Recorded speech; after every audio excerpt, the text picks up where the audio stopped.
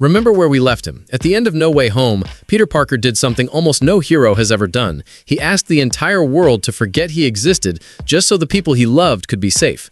No parades, no thank you, not even a memory of his own name in the minds of the people who raised him and loved him. He chose total isolation, on purpose, and walked into it alone. But magic, even Doctor Strange's magic, was never built to last forever unchallenged. So here's the question this movie has been quietly asking since its very first frame. How long can a spell that big actually hold? Brand New Day picks up with that spell already starting to fracture, and by the end of this video, you'll know exactly how 6 different people, in 6 completely different ways, end up cracking it wide open.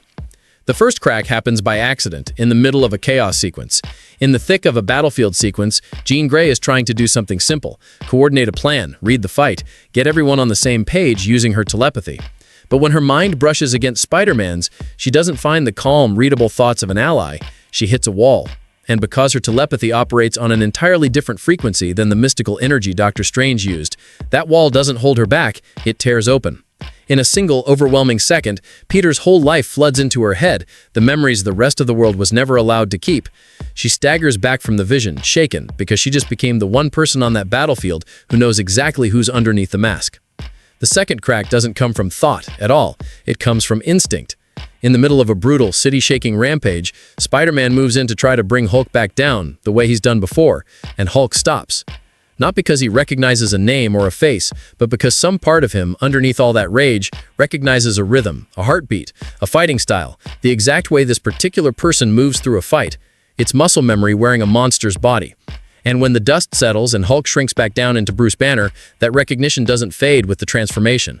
Bruce looks at Peter differently now, like a word is sitting right on the tip of his tongue, and he isn't going to let it go until Peter tells him the truth. This is the one the whole movie has been building toward.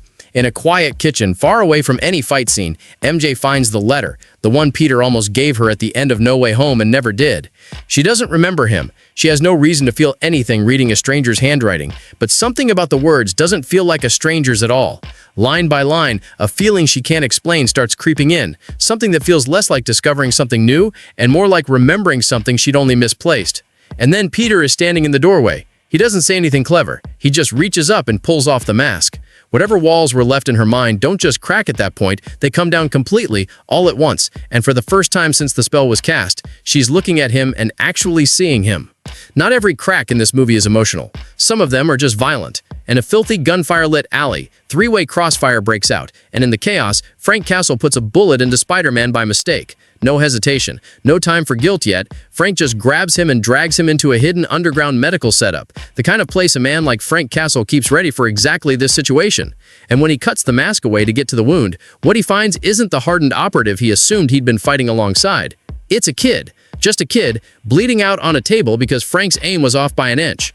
That single image rewires their entire relationship right there. Frank Castle doesn't do partnerships, but he's not going to let this one die on his table either.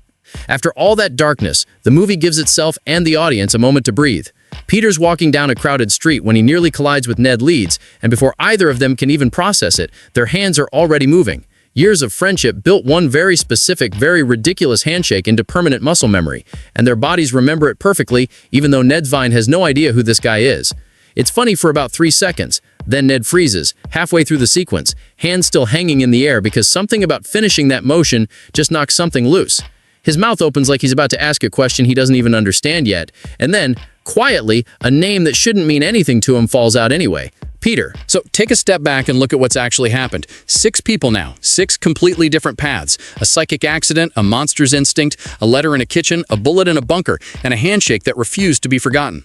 Peter Parker started this story more alone than he'd ever been in his life. He doesn't end it that way. But here's the trade-off the movie leaves you sitting with. Every single person who now knows the truth is one more person who could accidentally or deliberately put that truth in danger. His circle got bigger. So did the risk. Which one of these 6 moments hit you the hardest? Drop it in the comments. I genuinely want to know. And if you want more of these breakdowns, you know exactly what to do. Like, subscribe, and I'll see you in the next one.